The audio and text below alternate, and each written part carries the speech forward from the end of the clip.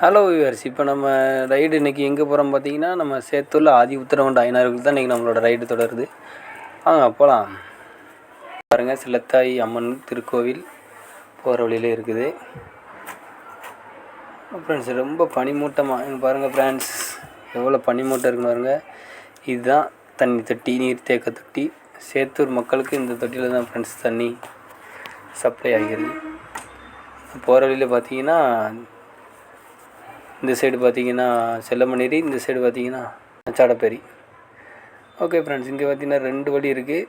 நேராக போச்சுன்னா குறுக்காருன்னு சொல்லுவாங்க. அது ஒரு நல்ல ஒரு ஃபால்ஸ் இருக்குது, நல்லா குளிக்கலாம். இந்த சைடு பார்த்தீங்கன்னா நம்மளோட ஐயனார் கோயில். வாங்க, ஐயனார் கோயில் நம்ம பயணம், ஐயனார் கோயிலுக்கு நம்ம பயணத்தை தொடரலாம். அங்கே போகலாம் ஃப்ரெண்ட்ஸ். திருவிழாப்பெல்லாம் அவ்வளோ கூட்டம் இருக்கும் ஃப்ரெண்ட்ஸ் இங்கே இந்த ரோட்டில். ஹலோ ஃப்ரெண்ட்ஸ், அந்த தெரியுது பார்த்தீங்களா, அதுதான் ஐயனார் கோவில். நம்ம இப்போது ஐயனார் கோவில் பக்கத்தில் வந்துட்டோம்.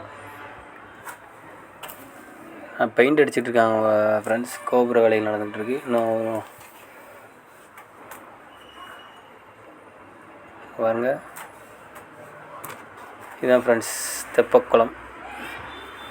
திருவிழா டைம் வந்து பார்த்திங்கன்னா நல்லா இருக்குங்க. ஆனி முப்பதுன்னு சொல்லுவாங்க. அந்த டைமில் பார்த்திங்கன்னா நல்ல ஒரு கூட்டம் மக்கள், திருவிழா மாதிரி இருக்கும் திருவிழா தான் ஃப்ரெண்ட்ஸ். ஆதி உத்தரகொண்ட ஐயனார் கோயில். ஓகே ஃப்ரெண்ட்ஸ், இன்றைக்கி நம்ம ரைடு முடிஞ்சிச்சு. இப்போ நம்ம ரிட்டன் ஆகி வீட்டுக்கு கிளம்புறோம். சேத்தூர் வந்தீங்கன்னா, நம்ம யாரும் வந்தீங்கன்னா சேத்தூர் நம்ம ஆதி உத்தரகொண்ட ஐயனார் வந்து தரிசனம் பெற்றுக்கொள்ளலாம். Okay friends, thank you.